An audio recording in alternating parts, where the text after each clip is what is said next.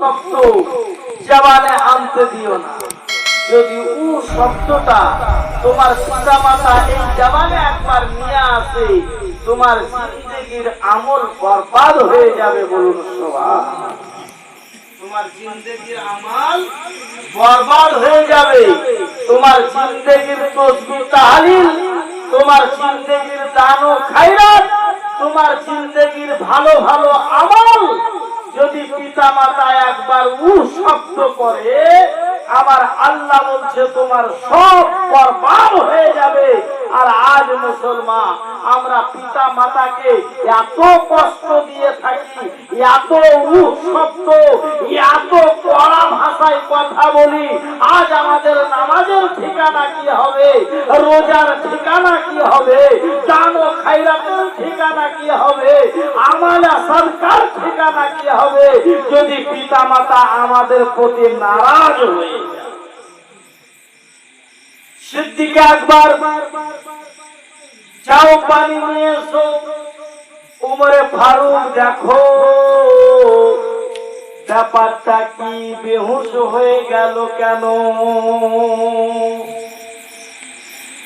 মান বিবির কথায় বেহুশ হলো না, বেটির কথায় বেহুশ হলো না, মাল দৌলত ধ্বংস হওয়াতে বেহুশ হলো না।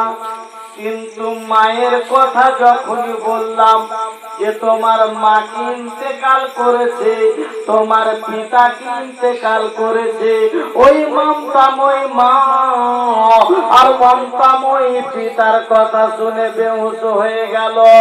আবার পানির ছটকানি দিয়া হুঁশে আসলো, আস্তে আস্তে জ্ঞান ফিরলো। নবী পাক জিজ্ঞাসা করছেন, এবার বলতে শুরু করলো, ইয়া রাসূলুল্লাহ, ইয়া হাবিবাল্লাহ, নবী গো, আজকে রাত্রি বেলায় আমার মাতাকে দেখলাম, আজকে রাত্রি বেলায় আমার পিতাকে দেখলাম এত আযাবে আছে, এত কষ্টতে আছে, পিঠে কালো কালো দাগ পড়ে গেছে, আগুন চিরিক চিরিক করে আগুন উঠতেছে, চেহারা কালো কুৎসিত হয়ে গেছে, মাথা থেকে আগুন দমকে দমকে উঠতেছে। ইয়া রাসূলুল্লাহ, ইয়া হাবিবাল্লাহ, মা এসে বলে, বেটা বাঁচাও, বেটা বাঁচাও, ও বেটা বাঁচাও, বেটা বাঁচাও। পিতা এসে চিৎকার করছে, বেটা রে, এই আযাব থেকে বাঁচার জন্য, এই কষ্ট থেকে বাঁচার জন্য বেটা অন্যের দ্বারে নয়, প্যারা নবী মুস্তাফার কাছে যাও, ইয়াসিনের কাছে যাও, তাহার কাছে যাও, মুদাসসিরের কাছে যাও, আর উনি যে ফর্মুলাটা দিবেন ওই মোতাবেক বেটা কাম করো। আল্লাহ রাজি হয়ে বেটাকে, আল্লাহ আমাদের আযাবকে দূর করে দিবে। ভয় করি না, তাই তো ওরে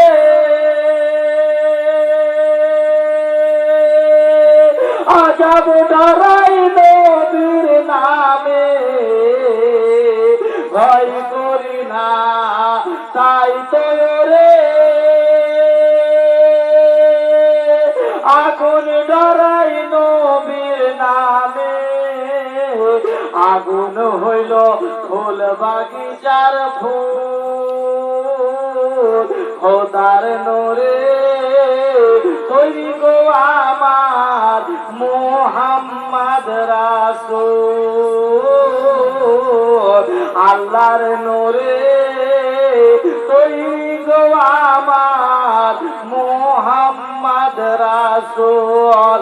তার কালেমা পড়তে গো আমরা, তার জিকির করতে গো আমরা, আজকে কেন করব ভুল? মুহাম্মদ রাসূল। আল্লাহ।